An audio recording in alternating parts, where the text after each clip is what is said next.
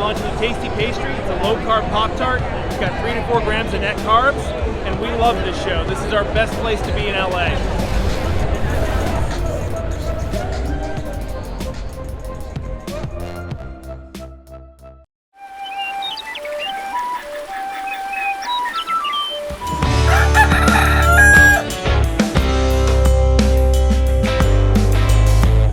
Welcome back to Legendary Foods, Muscle in the Morning.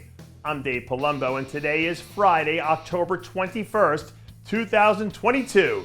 And let's find out what's going on in the world of bodybuilding and fitness.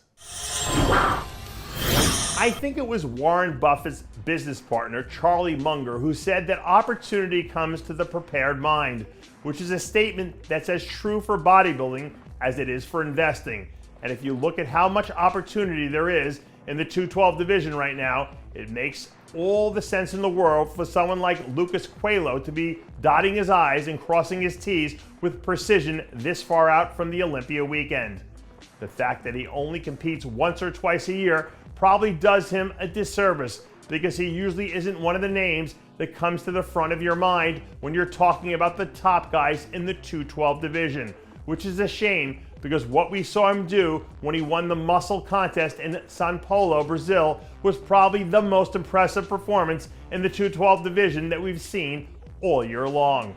This guy is absolutely the real deal. So if he can make it to the first call out in December at the Olympia, he's going to be a serious problem. I know that I might be getting a little ahead of myself here, but Eduardo Correa is also starting to look like he might be a serious problem in the 212 division by the time December hits. If memory serves, Eduardo was right around 3 weeks out from stepping back on stage, and for the first time in a long time, he actually looks like the guy we all considered to be a legitimate title contender earlier in his career. One of the really interesting things about Eduardo Correa's career arc is that he never actually fell off or got worse. He was only ever derailed by injuries. And the fact that we've seen guys like Sean Roden and even someone like Kamal El-Gargni do their best work over the age of 40, fighting Father Time, doesn't really feel like much of an issue here. And in that sense, if he stays healthy and can train at the level he needs to, there's no reason to believe that he can't have a resurgence or make another run at the title, as long as he can sustain this training. Here's a fun fact. Did you know that last October, scientists measured the coldest temperature ever recorded on Earth down at the South Pole, negative 128 degrees Fahrenheit? Google it if you don't believe me, and then try to see if you can find the names of those scientists, because someone should let them know that Ramy is about to deliver one of the all-time deep freezes that we've seen in the history of bodybuilding this December.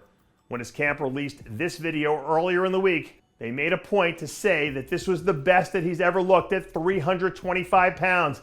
And I'd imagine that at this point, the general consensus from most bodybuilding fans is that this one feels like it's a show to lose.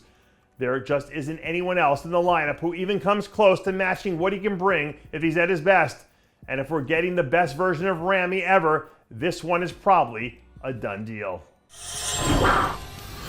Now, wait just a second. I want you to put a pin in what I just said, because there's a certain someone who believes that we're going to see a heat wave this summer in Las Vegas.